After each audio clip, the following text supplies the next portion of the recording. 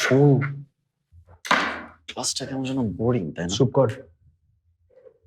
আরে শোন না, ওই আমি ভাবছিলাম কি বিষয়টা হচ্ছে। চুপ কর। দেখলি না তোকে বের করে দিল। এই, আজকে কি তোমরা সবাই ক্লাসে কথা বলতে এসেছো? যাও, তোমরাও বাইরে যাও।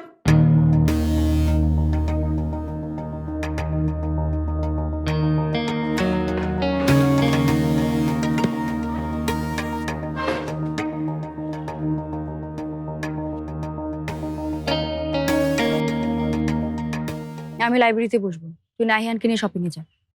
ওইটার সাথে আমি কোথাও যাব না। কেন আবার ঝগড়া করছিস? ওইটার সাথে ঝগড়া করার রুচিও হয় না আমার। নিজেরা যে কি ভাবে, লন্ডন থেকে আসছে এক বিরাট অ্যাংরি ইয়াং ম্যান।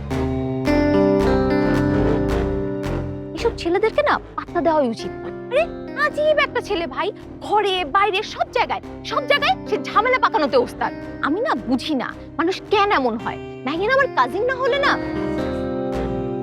থাম না রসা। আমারে থামতে বলিস না তো। ভদ্রতা করে ওর মুখের উপরে যেগুলো বলতে পারি না সেগুলো তোর উপর বলতেছি, যেন আমার রাগটা একটু কমে। আমার কি ইচ্ছা করে জানিস? আমার ইচ্ছা করে নাহিয়ানরে ধইরা একটা কাপড় ধোয়ার মতো একবারে আসামারি।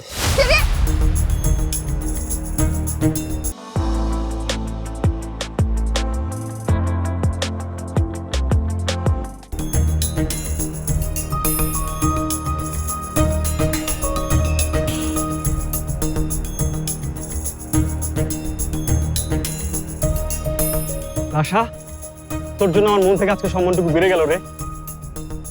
তুই একদম আমার মনের কথাগুলো বলছিস। আমি আর কখনো তোর স্যানিটাইজ করা সিটে বসবো না। ইনফ্যাক্ট আমি ওটা পাহারা দেব। মনে শান্তি পেয়েছি তোর কথাগুলো শুই না। যাই, সবাইরে বলি নাহিয়ান তুই কি মনে করিস। আমি যাই।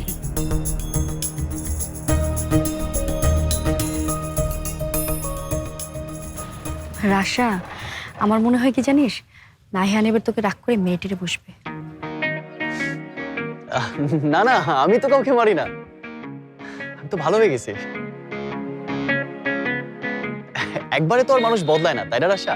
তাই ধীরে ধীরে নিজেকে বদলাইতেছি। রাশা, তুমি আমার উপর এত রাগ আছে জানলে তো আমি তোমার কাছে আগে সরি বলতাম। জানিস তো রাশা, যাদের লেজ বাঁকা তাদের বাঁকাই থাকে, যতই টানাটানি করিস এই লেজ সোজা হবে না।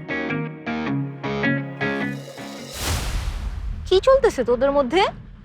আরে রাশা, তুমি সবকিছুর মধ্যে একটা মানে খোঁজো। মানে আমি তো সিনসিয়ার হইতেছি, এতে অবাক হওয়ার কি আছে? আমি এটা তো বুঝলাম না। আচ্ছা রাশা, তুমি না বলছিলে তোমার কি যেন একটা হেল্প লাগবে? চলো আমি করতেছি তোমার হেল্প। হ্যাঁ হ্যাঁ রাশা, জানা তোমরা দুইজন আমার মাথা খায়ও না, আমি একাই সব করতে পারবো, বুঝছো? রাশা, আরে তুমি যতই রাগ করো না কেন, আমি তো তোমাকে হেল্প করবোই। আমি তো অনেক রেসপন্সিবল, অনেক হেল্পফুল। রাশা আমার কাজিন, আমি হেল্প করবো না এটা হইতে পারে? রাশা, এই রাশা।